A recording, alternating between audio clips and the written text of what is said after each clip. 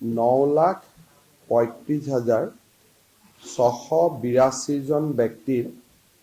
আধাৰ card Bharat চৰকাৰে যদিও biometric সংগ্ৰহ কৰিছিলে কিন্তু আধাৰ কাৰ্ডসমূহ বিতৰণ কৰাটো বন্ধ কৰি ৰাখিছিলে। এই লোকসকল সেই লোকসকল আছিল যিসকলে ফেব্ৰুৱাৰী 2019ৰ পৰা আগষ্ট 2024 এই সময়ছোৱাৰ ভিতৰত NRC বা আধাৰ কেন্দ্ৰসমূহত বায়োমেট্ৰিক দিবৰ বাবে তেওঁলোকে সেই কেন্দ্ৰসমূহলৈ গৈছিলে। যোৱা কিছুদিন ধৰি এই লোকসকলে 9,38,865 গৰাকী যি লোক আছে তেওঁলোকে বিভিন্ন সময়ত অসম চৰকাৰৰ ওচৰত অভিযোগ কৰি আহিছিলে যে আধাৰ কাৰ্ড বন্ধ হৈ থকাৰ বাবে তেওঁলোকে স্কলাৰশ্বিপ, ৰেচন কাৰ্ড, বিভিন্ন ধৰণৰ চৰকাৰী সুবিধাৰ পৰা বঞ্চিত হৈ আহিছে।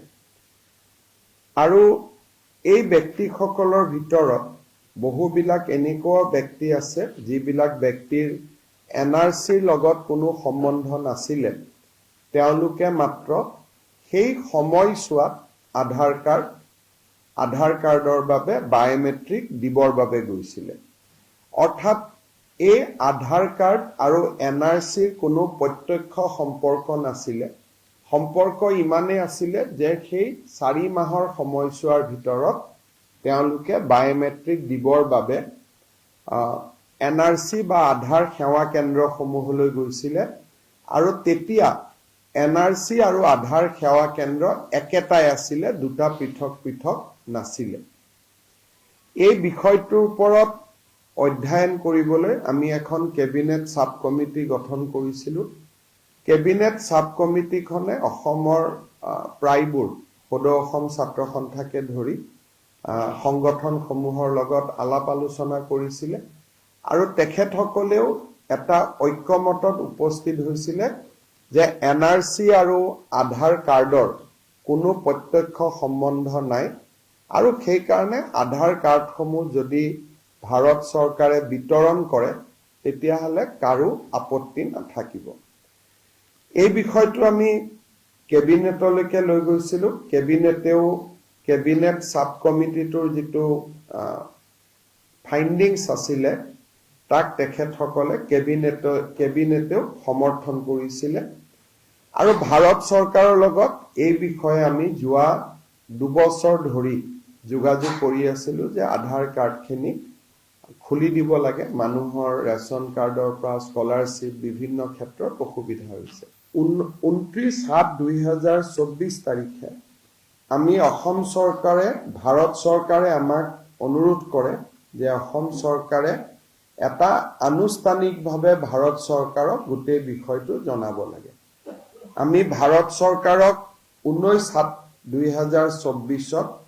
এটা ফৰ্মেল প্ৰপ'জেল দিওঁ যে এই 9,35,682 জন ব্যক্তিৰ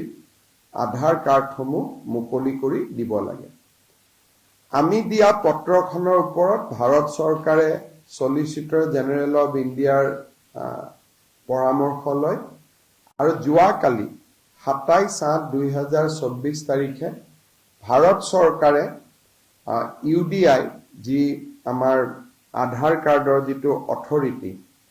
ইউনিক আইডেন্টিটি যিটো অথৰিটি আছে,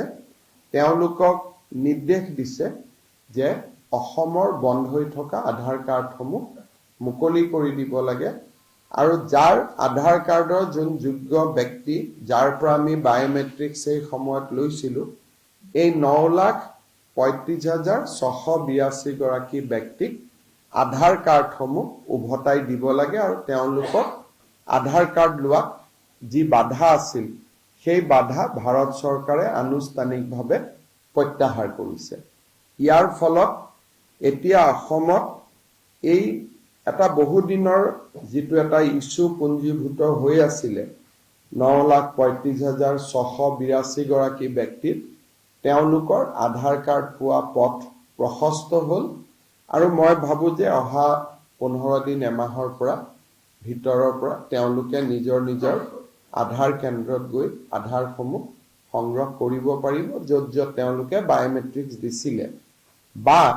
ইউডিআই কৰ্তৃপক্ষই বেলেগ ব্যৱস্থাও কৰিব পাৰে যে তেওঁলোকে ক'ত গৈ আধাৰ কাৰ্ডখিনি সংগ্ৰহ কৰি লাগিব কিন্তু ভাৰত চৰকাৰে ইতিমধ্যে যিহেতু আগৰ যিটো নিষেধাজ্ঞা সেইটো তেওঁলোকে প্ৰত্যাহাৰ কৰিছে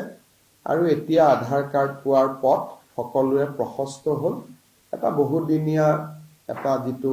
ইস্যু আছিলে সেইটো আনুষ্ঠানিকভাৱে ৰিজল্ভ হ'ল বুলি মই আশা কৰিছোঁ